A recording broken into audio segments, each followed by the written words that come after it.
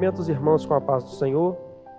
Quero deixar para a meditação da igreja, no Evangelho de Marcos, capítulo 13, versículo 33, que nos diz assim: Jesus disse: olhai, vigiai e orai, porque não sabeis quando chegará o tempo.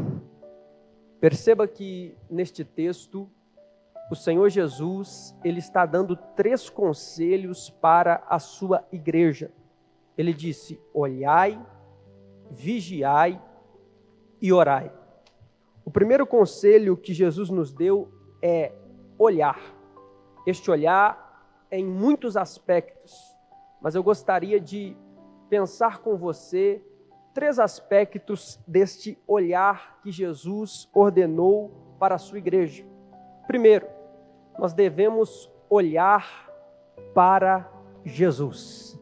A Bíblia diz em Hebreus 12:2, olhando para Jesus, o autor e consumador da nossa fé. Se ele é o autor, significa que ele começou. Se ele é o consumador, significa que ele vai terminar.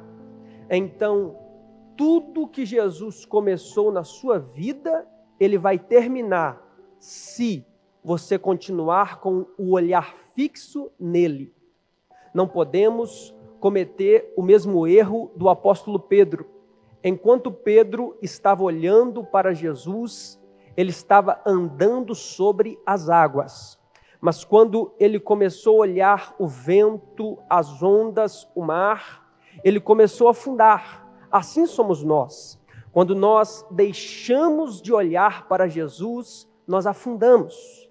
Quando deixamos de olhar para Jesus, nós naufragamos na fé.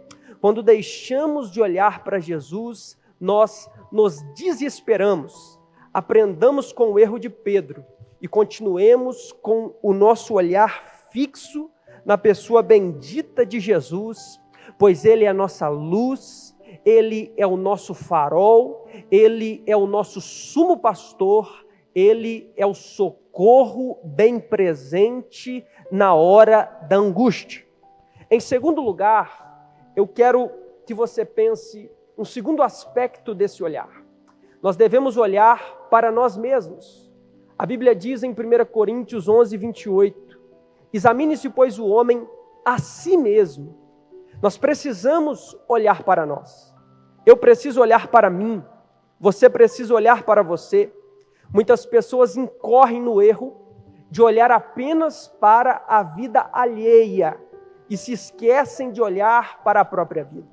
Isso é um grande risco, porque quando você só olha para a vida alheia, para os erros e pecados alheios, e não olha para os seus erros e para a sua vida, você está correndo um risco. Que risco? Risco de não se arrepender, risco de não se consertar, risco de não melhorar, risco de não santificar a sua vida diante de Deus. E por que isso é um risco?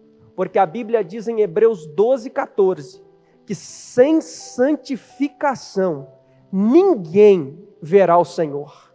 Então, no segundo aspecto do olhar, olhe para si mesmo e procure santificar a sua vida diante de Deus. Em terceiro lugar, nós precisamos também olhar para a criação de Deus. Sim, porque a Bíblia diz em Mateus 6, 26 e 28, Jesus disse: olhai para as aves do céu, olhai para os lírios do campo. Por quê?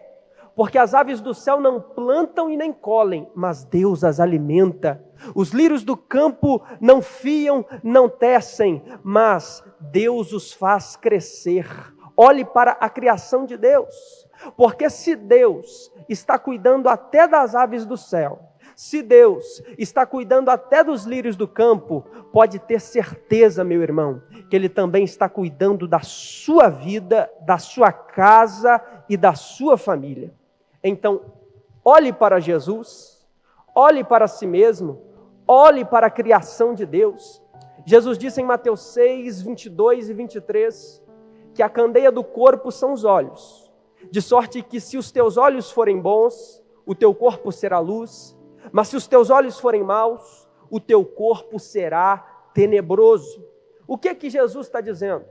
A candeia era a lamparina, era a lâmpada, era o que alumiava no tempo de Jesus.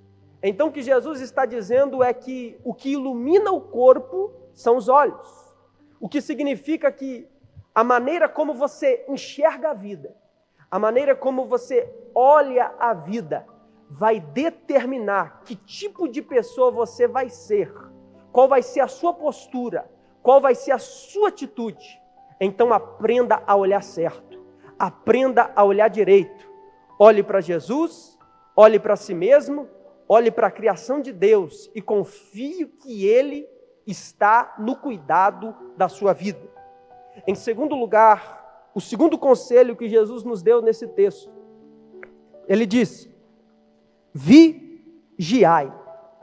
Jesus nos aconselhou a vigiar.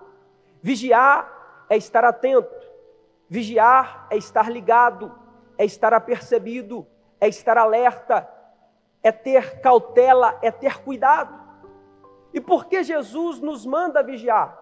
Ora, vigie, porque o mundo todo dia tenta nos seduzir com suas paixões pecaminosas. Vigia porque o diabo, nosso adversário, está ao derredor, bramando como leão, buscando a quem possa tragar. Vigia, porque a Bíblia diz que o pecado tão de perto nos rodeia. E a única coisa que pode nos separar de Deus é o pecado. A Bíblia diz em Romanos capítulo 8, verso 38, que o apóstolo Paulo diz: estou certo de que nem a morte, nem a vida, nem os anjos, nem os principados, nem as potestades, nem o presente, nem o porvir, nenhuma criatura, nada, vou repetir, nada poderá nos separar do amor de Deus que está em Cristo. Só o que pode te separar de Deus é o pecado. Então vigia. Esse foi o conselho de Jesus. E diante da situação que nós estamos enfrentando, vigie também. Vigie. Tenha cuidado. Porque vigiar significa que Deus vai fazer a parte dele. Mas você também precisa fazer a sua parte. Tenha cuidado, obedeça às recomendações daqueles que entendem do assunto. Vigia, porque este foi um mandamento de Jesus para a sua igreja. Jesus, em terceiro lugar, também disse para nós que nós devemos orar. Perceba que Jesus coloca a vigilância antes da oração. Porque não adianta você orar e não vigiar. Jesus disse: olhai, vigiai e então depois orai. Vigie, mas não deixe de orar. Vigie, mas continue orando. Murmure menos, reclame menos, proteste menos, fale menos e ore mais.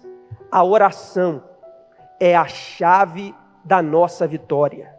A oração é a ponte que conecta a nossa necessidade com a onipotência de Deus. Você não pode ter vida cristã sem oração, porque a oração é a respiração da alma do crente. A Bíblia diz em Tiago 5,16 que a oração de um justo, ela pode muito em seus efeitos.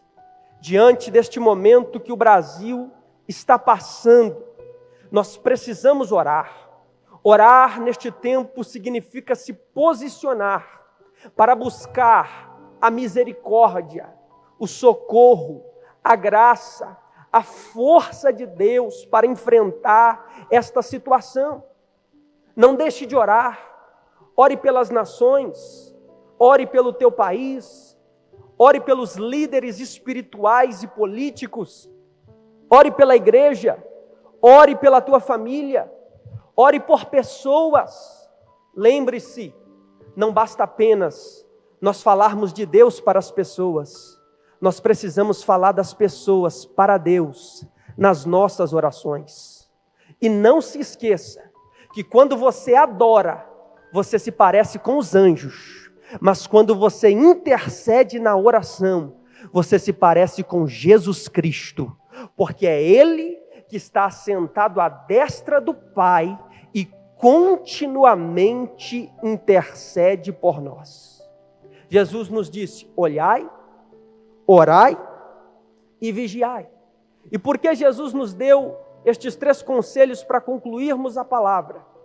Ele disse no texto: porque não sabeis quando chegará o tempo. Que tempo é esse? É o tempo da sua vinda. Porque Jesus foi, mas Ele disse que voltará para buscar um povo seu, zeloso e de boas obras. Um povo que está olhando certo, um povo que está vigiando, um povo que está orando. Jesus disse em João 14:3, eu vou para o Pai, mas eu virei outra vez, e vos levarei para mim mesmo, para que aonde eu estiver, estejais vós também.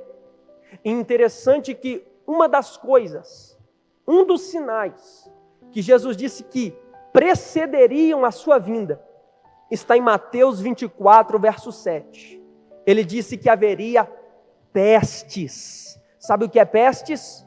Doenças, enfermidades. E é isso que estamos vendo.